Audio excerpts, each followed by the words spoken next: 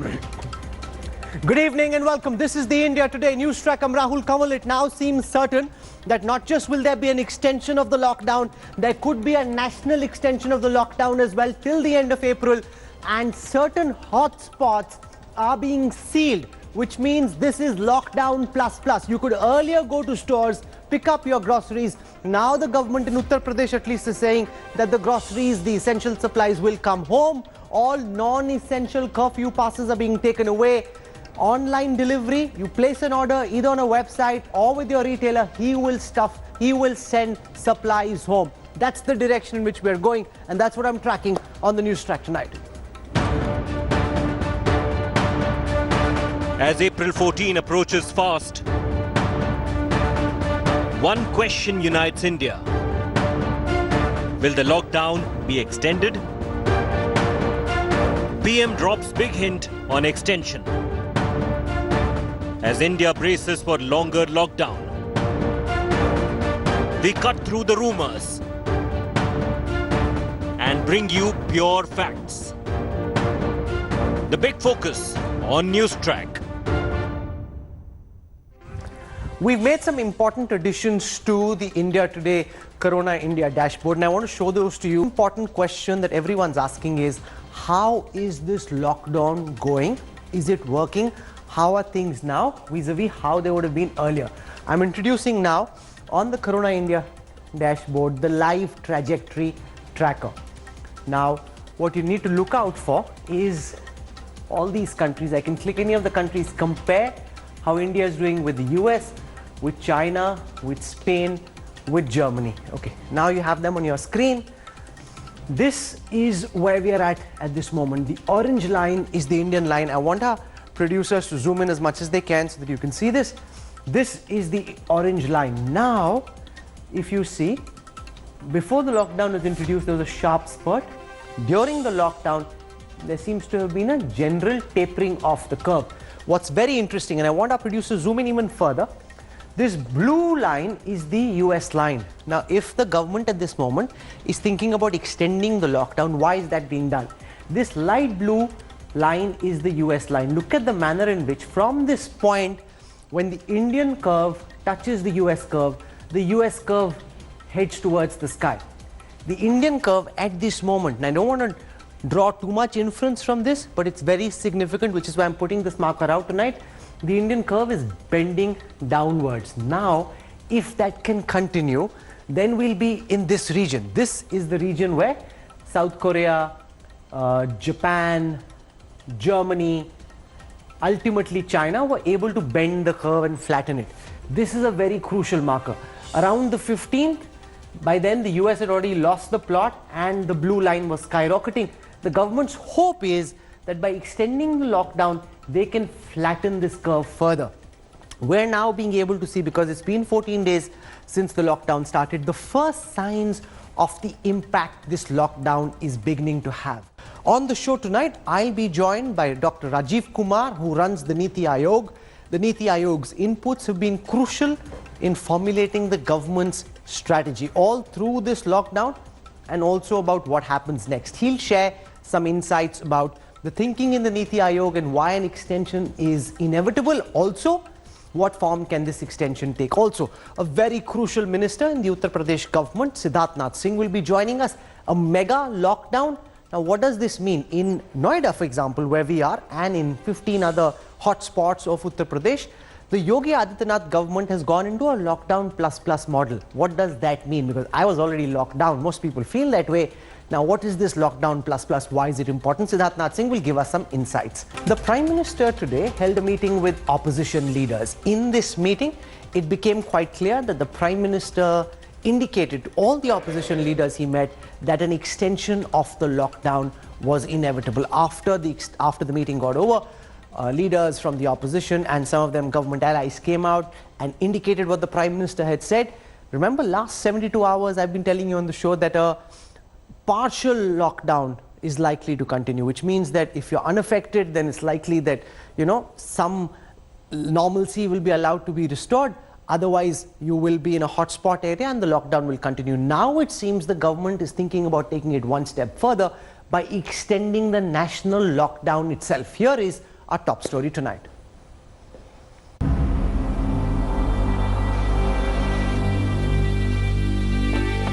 The nationwide lockdown that has entered the third week could be extended beyond April 14th. The hint came from Prime Minister Narendra Modi, who chaired an all-party meeting on Wednesday through video conferencing. At the meeting, Prime Minister Modi said the government's priority is to save each and everyone's life, describing the situation as a social emergency. The Prime Minister said tough decisions need to be taken. He will take a final call after meeting chief ministers on Saturday. The opposition during the meeting listed demands like protection of health workers, ramping up testing and free ration for poor. जो physical distance है जिसको आमतौर पर लोग social distancing कहते हैं, so physical distancing बहुत ज़रूरी है. उस पे जितना बल दिया जा रहा है वो काफ़ी नहीं है और प्रयास होना चाहिए इस पर बल देने की. और जो टेस्टिंग है वो फ्री होनी चाहिए, मुफ्त होनी चाहिए. जितनी आज टेस्टिंग है तकरीबन हमारी जो कैपेसिटी है वो बहुत ही कम है. इतने बड़े देश के लिए इतनी टेस्टिंग फैसिलिटीज न होने के बराबर है और जितने लोग एक दिन में टेस्ट होते हैं उससे कई गुना होने चाहिए. इतना आग्रह जरूर करूंगा कि सर इसको फेज वाइज किया जाए. लॉकडाउन अगर खोला भी जाता है तो एटलीस्ट स्टेट और डिस्ट्रिक्ट्स की सीमाओं को एक लंबे समय तक हम लोग को सील करके रखना चाहिए. इंटर डिस्ट्रिक्ट मोबिलाइजेशन नहीं हो या इंटर स्टेट लोगों का आना जाना नहीं हो लॉकडाउन खुलने के बाद भी. আপনিও শুনেছেন, আমিও শুনেছি. এই ব্যাপারে আমাদের সাথে যখন আলোচনা হবে তখন আমি আমার ওপিনিয়ন দেবো, এখনই দেবো না. যখন আলোচনা হবে লকডাউনের ব্যাপারে তখন আমি আপনাদের জানাতে পারি আমাদের ওপিনিয়ন. আলোচনা করার পর, নট বিফোর দ্যাট. আমি এটা মনে করি লকডাউন যদি বাড়ানো হয়, লকডাউনটা আমরা যেন মানবিকভাবে দেখি. While a decision is awaited on extending the nationwide lockdown, Uttar Pradesh government has sealed 15 districts which are coronavirus hotspots from midnight. These include Lucknow, Agra, Ghaziabad and Gautam Budh Nagar. जो 15 जिले प्रदेश के सर्वाधिक प्रभावित हैं, इनमें विशेष रूप से पूरी तरह से इन्हें सील किया जा रहा है. As the news broke, people across various parts of Uttar Pradesh queued up outside shops to buy essential goods. We're in sector 137. This is where the spike has actually taken place. But here there are long queues since that announcement has been made, and people queuing up to buy essential items, because remember, not many believe that these essential items will be delivered door to door. As coronavirus cases rise continuously across the country, both the centre and the states are wary of taking any sort of risk. As things stand currently, a complete lifting of the lockdown looks unlikely. Paulami Saha in Delhi for India Today. I want to go across to one of the senior most ministers in the Uttar Pradesh government. Siddharth Nath Singh now joins us. Now remember, more than a dozen big cities have areas that have been identified as hotspots where people will not be able to even travel to grocery stores. The grocery will be delivered to their homes, and as a consequence of that, and I've got some live pictures coming in a place very close to where our studios are. There are huge queues at this moment because people are trying to get hold of their supplies before this lockdown plus kicks in. Aishwarya Paliwal joins us from one such marketplace in the national capital region. Siddharth Nath Singh, welcome. Sir, explain to people who are watching you tonight, because from the perspective of most people, we were already locked in. There was a complete lockdown. Now this is lockdown plus. What exactly does this mean and why are you doing this, sir? Rahul, I heard my chief secretary also say, I think that's where perhaps some misunderstanding has gone in. And that was immediately clarified by the ACS, the Additional Chief Secretary Home, Avnish Avasthi. And it is a lockdown which is existing in these throughout Uttar Pradesh. We have selected hotspots, and these hotspots will be sealed. That is the lockdown plus. So it is not, for example, when we talk about Noida, we are not talking about the entire Noida. We are talking about let's say it's a sector which has seen the cases of coronavirus. That area would be sealed. Nobody will be allowed to go in or come out, and to their doorsteps the rations will be, essentials will be brought there. So that's exactly what we have done. And not the entire Noida or the entire Lucknow goes as a lockdown, or it goes into a kind of seal. So that's what the emergency plus service personnel in these hotspots. There's huge concern. Doctors, police personnel, nurses, journalists, if they're living in localities which you've deemed as hotspots, will they be allowed to move in and out, or they're locked in as well, sir? The doctors and nurses and police personnel will be allowed. They will be given a particular pass, and they have to follow a certain routine, which will be a kind of, you can say, standard protocols, which are laid as per the experts. They need to follow that. I'm not too sure. You asked me a very particular question on the journalists. Now, if the journalists can work from home, I think that would be preferable. But honestly, I cannot answer for them. That needs to be taken with the district magistrate, what the list comes. So we'll see from there. But rest of the people who are, they need to stay home. They need to stay home. They will not be even allowed to, in the building, I would say. We have seen in large buildings, an area, they do come down. Within the campus, they go for a little walk, or, those kind of a little small meetings. Those will not be permitted at all. Minister, I want to show you and our viewers what's happening very close to where you stay in this zone when you're not in Lucknow. Aishwarya Paliwal joins us. And Aishwarya, you were telling us before the show started that there are huge queues. Why are these queues there? Because the minister in Uttar Pradesh and his government are saying supplies will come home. There's no cause for panic. And yet, right behind you, I see there's really no social distancing. People stacked up trying to get their rations. What's happening? Well, definitely, Rahul, these pictures are telling a story. As you can see, I can from here count at least there are 8 lanes, and in all these lanes, people are queuing up. Obviously, there is no social distancing simply because people don't know what will happen, because the lockdown will start in less than 4 hours.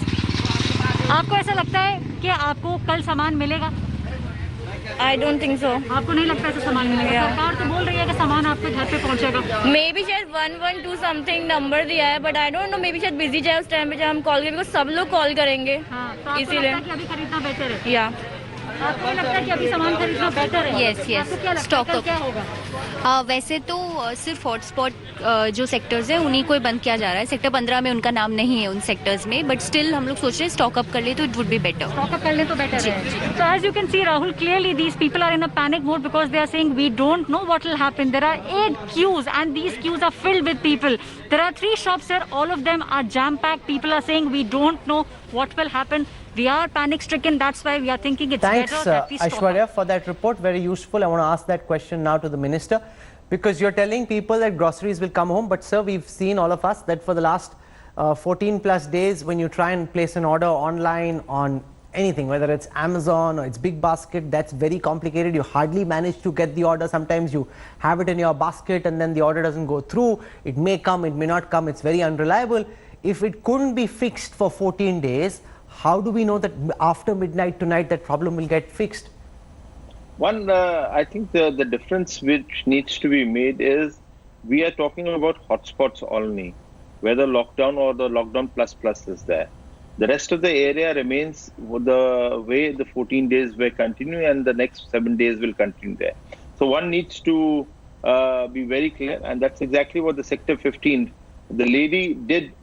She was in the queue because she was panicked. There was a panic, and I don't blame her, but that's how the general the mentality is there, where people do react. So nothing uncommon.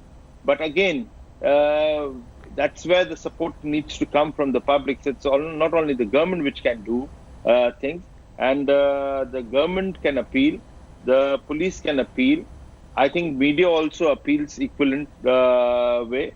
And there's no other way. If they have to, they should not panic. They must listen to the government. And where there is a lockdown, I did speak to our ACS who is in charge, very competent officer. We will be making arrangements. For example, it's a condonement. There will be a supply, essential supplies, now which will be brought to their doors. and from there it can be distributed. Tell me, Minister, why are you having to do this? What is it that just hear my question, sir. What is it that happened in the past 14 days that has made you feel that what we were doing was not stringent enough and that you needed to go from 4th gear to 5th gear? Well, I don't think we have gone from the 4th to the 5th gear. We are still in the 2nd gear, and in the 2nd gear what we realized, or you can say stage 2, which we realized, that the people or the spread was still happening, and particularly in a dense community it was still happening. So you needed to contain there itself. We don't want it to spread from there to any places else, or within that district or within that city. So that's exactly what we have done, and it will be easier to contain them in a particular limited area rather than if it spreads to the entire district. So that's where we took a call. So I think it's a wise call. People will appreciate in time to come, and we would only request, and I can only request through your channel also, there's no need to panic. Essential commodities and goods will be, as required, will be delivered to your doorstep where it is lockdown plus. Where it is still a lockdown, you will still continue to get the way you are getting from the Kirana stores, and I'm sure we do call up our Kirana stores and you do get it. But yes, where you're talking about big baskets and Amazon, they have their own issues. But if you do call to your Kirana stores, your delivery will come today or tomorrow, but certainly they do come and deliver.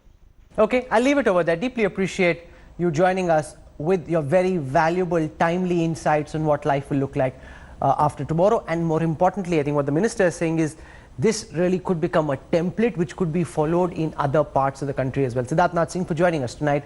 Thank you very much. So which are the other hotspots across the country? There are 2 data sets put together by the India Today Data Intelligence Unit. I want to show those to you.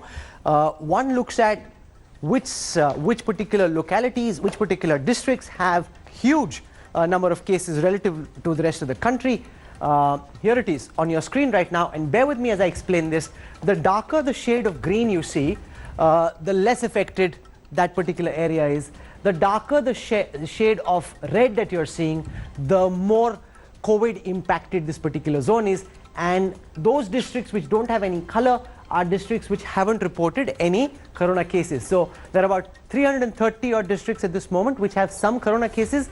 There's a lot of green, which means mercifully at this time in India there aren't too many badly impacted zones. However, as you see certain pockets, especially in parts of Maharashtra near Mumbai, in parts of Madhya Pradesh near Indore, this whole national capital region, Delhi, Noida, Ghaziabad, these are areas that have seen a lot of COVID-19 cases. So this is India's COVID-19 hotspot map. I want to go across at this time to a very important man. He has been instrumental at a policy level in helping the government determine its strategy from here on, through the lockdown and even beyond. He runs the Niti Aayog, vice chairperson of the Niti Aayog, one of the country's foremost economists. Dr. Rajiv Kumar is now live with us on the Newstrack. Dr. Kumar, welcome. Great to have you with us. How has the lockdown been for you? All of us, Aam Aadmi, have been struggling quite badly. How do the Khas Aadmi of India do in the middle of a lockdown, Dr. Kumar? And not too much of a Khas Aadmi, Rahul, but been reasonably good. God had a lot of time to catch up on one's reading, but now being in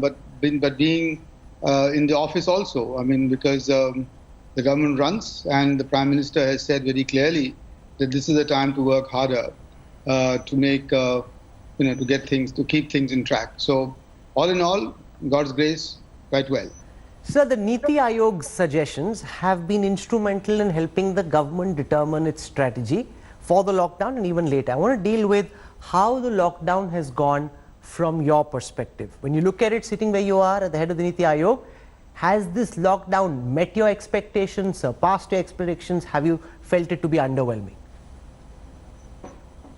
Well, I think we must begin by saying that this was the far-sightedness of the Prime Minister who declared the lockdown when he did, which is quite ahead of the curve in some sense. And I think it was recognized all over the world that he had acted, in very good time. And to that extent, I think we managed the lockdown, very well. There have been some cases, of course, which could have been avoided. But nonetheless, I think the only two instances that I can think which didn't go as planned was one, the issue of the migrant labor, but then which was sorted out quite quickly. But then the whole issue of the Nizamuddin incident has actually set us back a fair bit. If you look at the numbers, then without the Nizamuddin incident happening, we were doubling in about 6.5, 7 days the numbers. But with that incident happening, the number of days required to double had gone down to 3.5 to 4. So now that's a major difference. And I sincerely, honestly believe, wish that it didn't happen. But apart from those two, and I think in as vast a country as this, as an informal economy as large as this is, I think, very well. This is a very good going. So over the past 72 hours, we've seen three separate sets of indications from the higher sources in the government. The Prime Minister indicating to people he's been meeting that the extension of a lockdown is inevitable. Now you realize well, sir, that virtually every person watching you at this time has had enough of this lockdown. They would like very much for life to get back to normal. Why is it that you in government believe that an extension of this lockdown is inevitable? What do you hope to achieve in the 2 extra weeks that this lockdown might be extended for? Rahul, one, I think I should clarify that the PM, having hinted what I've heard from in the all-party meet, etc., hasn't said that the lockdown will continue as it is today, in the sense of being a blanket lockdown, etc., etc. Now we don't know the details, but there could be, a very nuanced, granulated, staggered approach towards how we exit from the current situation. And for example, we know, for example, that about 400 districts in India haven't had even one case. Your map showed that also. Now in those districts, you could have a different approach than to those 62 districts, where you have 80% of the cases. And now, and within, as Minister Siddharth Nath Singh was saying, that even within each zone, like a Noida, etc., you could have a hyper-local approach, which is that you seal off one particular sector so that your special economic zone, which is also located in Noida, gets back to some activity, or the huge plants that are there in Greater Noida, the mobile telephone plants, etc., where you have limited number of workers which can maintain the social distance, which can have all the protocols in place. You could see some activity there. So I'm not sure whether anybody has hinted from the government that this is going to be just a continuation of the same. So let's wait for the government to come up with its own, real and sort of pakka announcement in the coming few days, and see what happens. The second thing that I think is very important is that we have to balance lives versus livelihoods. I completely agree that all of us have had enough of this, and we would rather get on with our usual business and so on. But what we've seen all over the world is that that's a luxury that at this moment we can't afford for the sake of our own, brethren, sisters' lives. Okay, that's the trade-off, and that trade-off is a very stark one. It's a very difficult one. It's not an easy choice. It's almost like you would say it's like Sophie's choice, because we know that both of those are as important as the other. But that balance has to be maintained, and I think that calls for very good calibration and very good data, and also some idea of how we are going forward. How it looks going one of the key parts of the lives versus livelihoods puzzle that you look at is the livelihoods part. I'm looking at an OECD chart that came out this morning, which looks at the impact of lockdowns on economic activity in G20 countries. And when it comes to India, it says that in India, the GDP could contract by upwards of 20%, just around 20%. So it's about 18% in this chart, that the GDP could contract by 18% as a result of this lockdown. Now, what are your calculations showing you? How much is going to be the economic blow as a consequence of this lockdown? And what are your suggestions to try and alleviate that situation, sir? I think, well, first, I have not seen this OECD study. I'll be grateful if you would forward that to me. I'm forwarding it to you right now. I'd love to have a look at it. Second is that I'm sure, in fact, that this 20%, 18% number that you're giving is only for this quarter and not for the year as a whole. Because this quarter and that would be in some sense expected, because you've got 4 weeks of this quarter pretty much gone. But let's see, and let me come back to that. So I'm sure it's not for the whole year. The third is that we have in Niti Aayog not yet made any estimation. We're not trying to quantify the GDP growth rate for the fiscal year 2021, simply because we are in such a dynamic situation. We don't know how we will, how this is going to, play out, and lots will depend on where this curve takes us. The curve for the spread, infections and mortality. A lot will depend. So upon a wing that. in the Niti Aayog deals with public health. What are they telling you, sir? Okay, first you complete. Go on, please. What I do want to complete is that, look, we are not the G20. We are not the OECD. We are not the advanced economies. And therefore, in our case, for example, agriculture, the Rabi harvest which is coming in, and we have 2 or 3 harvests a year, is very important. Now, there the government has already declared all agriculture-related services to be essential. And those operations are, hopefully, continuing apace and have now picked up pace wherever they are. So that part of our GDP is going to be saved, as it were.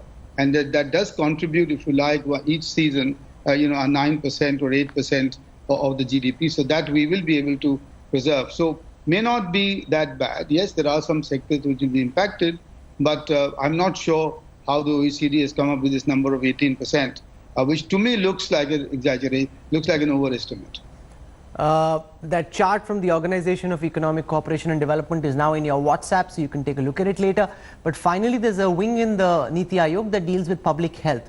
What are they telling you? What are their internal models telling you? How do they think the curve that you just spoke about, the trajectory tracker for COVID-19, where do they think that trajectory tracker in India is heading to next, Dr. Kumar? They've got several scenarios that they're working with. But what they are actually very much looking at and focused is upon how we do in this week and then the week after, because these are the critical 2 weeks where we hope, where they hope that the rate of spread will be controlled or will begin to plateau. Now, I think all of us agree that we will need a review again after 2 weeks before we can say where these numbers are going. But the focus really is to try and limit the spread in the hotspots where they are. As Siddharth Singh was saying, go to a lockdown plus strategy for this. I believe there are 62 districts which account for 82% of all infections. I think so. Those 62 districts can be the focus so that we can prevent, the rapid rise. May I just say that I don't believe the models that have come or the trends that we have seen in advanced economies, the rate at which this is spread is applicable to India for various reasons. I don't want to go into those, but I doubt if that's if those trends can be applied right here and models developed. I have seen some models which say that this could, and it's incredible, we could go from anywhere between 6,000 cases a day to 3 lakh cases a day. Now, these are not analytically, sound models, and people are just making all sorts of conjectures here. So, but we need to wait for the next 2 weeks, this one and the next one, before we can say where we are going, with the virus and its spread. As someone who looks at data very closely, most people will feel that we're only now being able to, through the India Today group, get opinion polling and exit polling right. And there you have to judge what's in the mind of a voter. The voter is a human being. Here you're dealing with a virus. And the success of any model depends on the assumptions you feed into it. The assumptions are moving variables. And given the fact that the assumptions themselves are moving variables, there is huge variation in each of those models. So they're actually, which is why we're doing very little modeling here, because they're not really rigorous. In the United States, there's a lot of modeling, but the Indian government wisely in the Indian context has chosen not to make those models public because it could create unnecessary fear and panic, and you don't even know whether they're worth the paper they're written on. Dr. Rajiv Kumar, stay well, stay safe, read more, tell us more, keep joining us again. Thank you so much for joining us. Wish you all the best. Stay well, stay safe. Thank you. We might be locked up from tomorrow, so yes, stay well, stay safe. This could potentially be, we'll see how this goes, but this could potentially be, for a while at least, the last Newstrack from the Mediaplex. We fortunately set up a studio back home, so that could be where we broadcast from tomorrow. We'll see how this goes. We'll try our best, of course, to be here in the Mediaplex. Before I move any further, here's a quick look at some of the other big headlines we are tracking in India's battle against the coronavirus. India Inc. has sought an economic package from the centre to tide over the impact of the coronavirus outbreak. CII has submitted its recommendations. ASSOCHAM too has sought a $2 to $3 billion stimulus package. The Health Ministry has issued an advisory to address social stigma linked to the coronavirus. The Ministry has asked that the identity of COVID-19 positive cases not be revealed. The Ministry has asked people not to blame any community or area for the spread of the virus. 4 medical professionals, including 2 doctors, have tested positive in Andhra Pradesh. The medics were treating a patient at Anantapur. The authorities have sent 16 medical staff members into quarantine.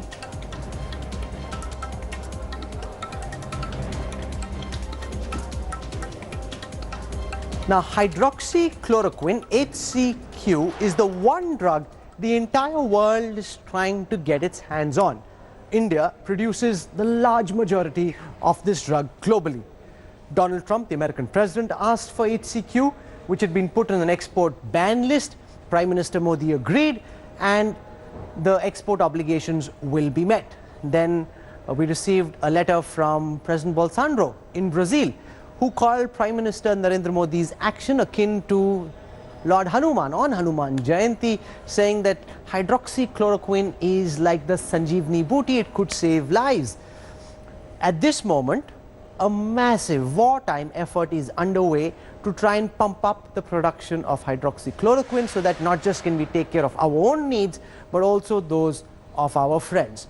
Over the next few minutes, I'm going to speak to doctors who have used hydroxychloroquine over the past few weeks to understand their sense. Remember, there's no research study available at this moment, but it's been used anecdotally. We'll try and understand from them whether it worked on their patients, what were the side effects which people are scared about.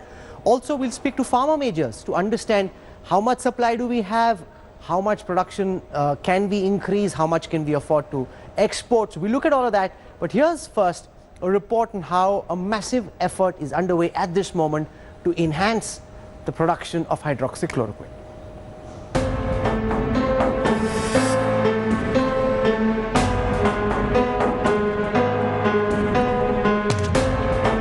As the world battles coronavirus outbreak, India's hydroxychloroquine has become the Sanjeevani booty for the United States and Brazil. While American President Donald Trump thanked Prime Minister Modi for agreeing to export the anti-malaria drug. We have more than 29 million doses, and that's a lot. And we have others. I spoke with Prime Minister Modi. They have a lot of it comes out of India, and I asked him if it would be okay if he released it. He was great. He was really good. It was, they put a stop because they want it for India. But there's a lot of good things coming from that. A lot of people are looking at it and saying, there's just, I don't hear bad stories. I hear good stories, and I don't hear anything where it's causing death. Brazilian president compared India's efforts to that of Hanuman saving Lakshman's life with Sanjeevani booty. But is India ready to export hydroxychloroquine in times of COVID emergency? Hydroxychloroquine is produced in large quantities in India and is fairly inexpensive and was available over the counter. In global market, India is one of the leading producers and exporters of hydroxychloroquine. Authorities say India is ramping up production of hydroxychloroquine to 20 crore units a week, something the country was manufacturing in a year before. India will keep a buffer stock of 10 crore tablets of hydroxychloroquine. And manufacturers are ready to hike production to 25 crore a month if need arises. There is enough stock in the country of raw materials for hydroxychloroquine. Shipment of immediate chemicals required for the anti-malaria drug has already begun from China. Government sources tell India Today that there is an approximate buffer stock of about 1-2 crore units of hydroxychloroquine in the market. Linking it with the fact that how much is the production as well as the API availability in the country, it is ensured that not only today, even in future, there will not be any lack of HCQ as and when needed.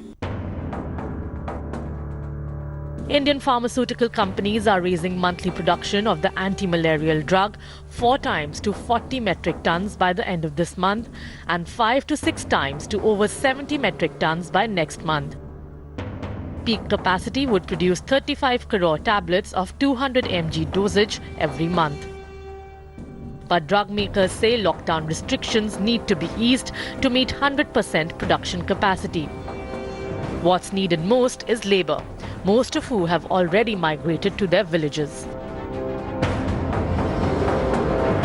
So at present, due to the non-availability of the migrant labour, capacity is just starting from the 30 to 40%. As soon as the lockdown will be over and logistic problem can be sorted out, capacity at 100% will be start soon. According to some studies, hydroxychloroquine has shown strong antiviral effects on the coronavirus infection. Can it then be used to combat COVID-19 till a vaccine is developed? With Milan Sharma and Anand Patel, Bureau Report, India Today.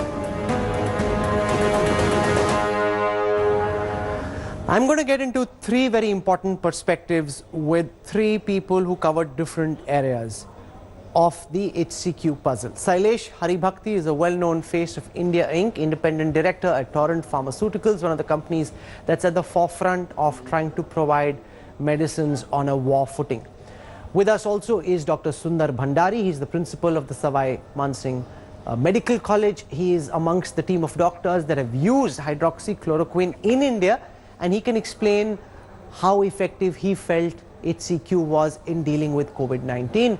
The third gentleman on your screen is Abhay Soy. He's the chairperson of one of India's biggest hospital chains, Max Hospital. So, hi, Mr. Haribhakti, I come to you first. How much of HCQ you believe will we be able to produce? We know that Brazilian president, the American president, European world leaders are asking Prime Minister Modi for supplies of HCQ. Everyone who's watching is saying, fantastic, we're very happy to give HCQ. Will we be able to produce enough to meet our own requirements? What's your view, sir? Welcome. A very definite yes. The government of India's policy is very explicit. The important policy element is that first all the demands in India will be met, and only where under conditions that we are able to produce the larger quantities, which as of today are perhaps constrained by the lockdown conditions, once the production is ramped up and we have enough capacity to ramp it up, there will be exports which will be released on a case-to-case basis. And I think this is a very well laid out, very sensible policy. India will meet its global obligations as a leading country in the fight against COVID. The whole world has to come together in this tremendous war that we are waging. And therefore, India will play its part, and India is ready to play its part. But are you able to manufacture this time? There's a lockdown nationally.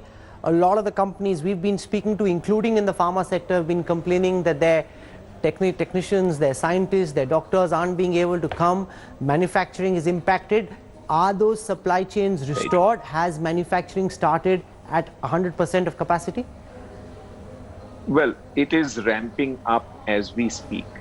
The district authorities, the government, the state government authorities and all are providing the necessary support function to make sure that factories can remain open under conditions of safety for the workmen and making sure that we don't endanger any of the people who are going to be working on this very important production. And with all the support and with the cooperation of the authorities, I think the ramp up of production is likely to happen and will happen, and India will play its global role in this very important issue. Shailesh Haribhakti for joining me tonight. Thank you very much. Dr. Sudhir Bhandari, you are amongst the very few doctors in India who've actually had first-hand experience in using COVID-19. Now, Donald Trump says his gut tells him that this medicine works. It's got magic in it. His own advisor says he's not sure. Dr. Fauci, whenever he's asked this question, he says, we're not certain, there's no evidence, it's only anecdotal, it may work, it may not work. Tell me, how many patients did you administer COVID-19 to? How did that go? Were there any side effects? What impact did you see on that patient after administering this medicine? I must share with you, we were lucky to be the first few doctors who used the chloroquine. Indian doctors are very used to using hydroxychloroquine. We have been using this drug for over the ages in the malaria, etc. We were very lucky to start using hydroxychloroquine as a first drug in the first COVID patients. It is a very safe drug. It definitely has antiviral properties, and we checked up the literature. It definitely has a lot of preventive role in pulmonary complication. Now, anything to say and document like this, we require a lot of big trials and documentation. But our results, well supported by literature of hydroxychloroquine preventing the viral load, making the corona negative, making the respiratory symptoms subside, the results were so encouraging to begin with that we started having a protocol of drugs which included hydroxychloroquine on forefront. There has been a trial in France also which shows hydroxychloroquine, if coupled up with the azithromycin, has a great advantage. Now, whenever you use a drug, it has to be under total medical supervision. Side effects have to be taken care of. But if I tell you the ratio of benefits versus side effects is all in favor of good advantage of hydroxychloroquine, which is a very safe drug except the mild monitoring it requires. You'll be happy to know so far we used in more than 112 patients, out of which 68 have turned to be seronegative. I would still reiterate that it is our initial experience. But that's just a little bit more than 50%. Please tell me what happened to the others. One second, sir. The ratio you mentioned is just a little bit more than 50. No, you gave it to 120 plus. What happened to the others? 50% is... No. 50% have already turned negative and remaining 50% have been improving. Can you believe out of the 112 patients, none of the patients required ventilator? The pneumonia is improving. I don't give sole credit to hydroxychloroquine, but this was the first drug which we used and then we coupled up other antiviral drug. So to begin with, I would say it was a prudent to share our experience with the rest of the world. A lot of literature support the antiviral effectivity. Lot of new literature has come which prevents the lesser chances of pulmonary Dr. Sudhir Bhandari, pneumonia, the breathlessness. for joining us. Thank you so much. Known as ARDS. Really appreciate you joining us with your thoughts. So you're a strong advocate very clearly, and you've personally administered the drug and you speak highly of it. Abhay Soy runs Max Hospitals as its chairperson. Abhay, welcome.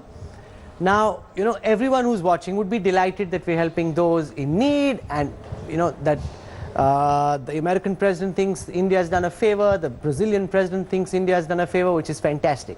As someone who understands not just what's happening at Max, but the entire healthcare sector, are our hospitals well stocked for HCQ for those patients who are administered HCQ because they have arthritis or any other problem? How much supply of HCQ do you have at your hospital and from your information at other big chains?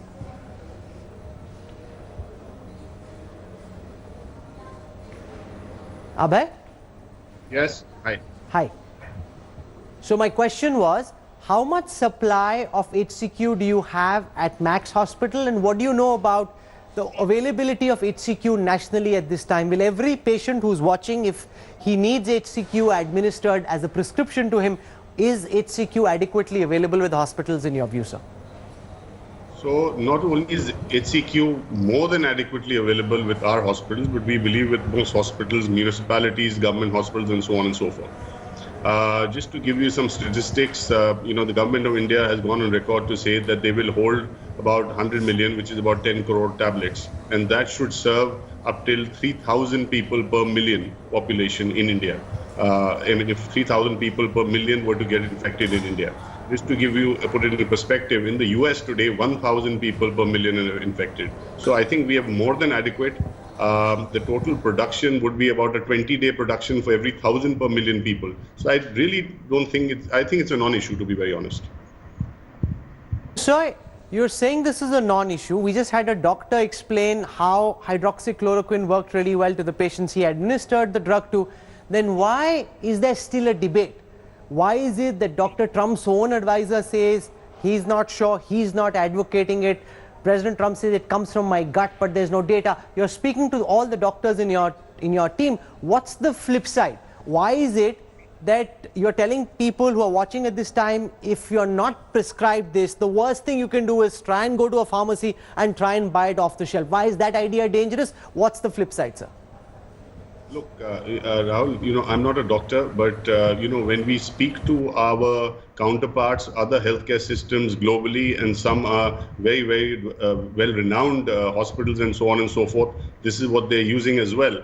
And, like earlier, the good doctor alluded to the fact that, look, it's not you and me making a statement, but when the scientific community makes a statement, it happens on a body of work. So there has to be history, there has to be data over a period of time for it to be established. So, a layperson can say, yes, it is acceptable and this is what we should use because, it's a magic or a miracle drug. It very well may be so. And perhaps in time it will come out like that. But, for a scientific community to determine it, there are different parameters that they have to look for. Abhay Soy, Chairperson, Max Hospitals, for joining us on the Newstrack with your very valuable perspective. Thank you very much. I think the message going out from the pharma companies, from the hospitals is there is no need for panic. We know what we're doing. We can afford to export. We can ramp up internal production, take care of our own requirements, and ensure that everyone else is taken care of as well. What I want to do now as I end the Newstrack tonight is take you on a drive across some of India's biggest cities, because most of us have been locked up at home and don't really know what's happening out in the streets. The cities are looking fantastic. And to give you a sense, we mounted a GoPro camera on a vehicle. This is Delhi on your screen right now through the Connaught Place area. We'll take you on a ride. Different metropolitan areas. This is the Rajpath area. Stunning on this wide angle lens of ours. So sit back and watch this montage that we put together with our crews traveling all across the country, showing you what our cities are looking like at this moment. They look clean, they look nice, pollution levels are down, the birds are out, the rivers are clean, the air is clean. And yes, it seems that the lockdown is going to get extended, especially in the hotspots. Jaipur, usually that area, and I've been there, hugely bustling, very, very busy. So sit back and watch this. Thank you very much for tuning in to the Newstrack tonight. Up next is Rajdeep Sardesai with the news today at 9, and he'll focus on all the day's big stories in the battle against the coronavirus. Kolkata there, would you imagine Kolkata looking so open, so beautiful, so clean, and there's a beautiful ride. Thank you, goodbye, good night.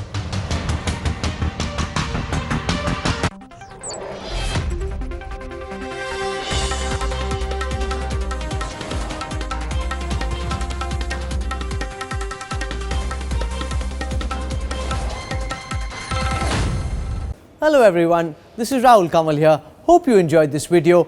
For the latest news and analysis, like and subscribe the India Today YouTube channel, and don't forget to press the bell icon to stay updated.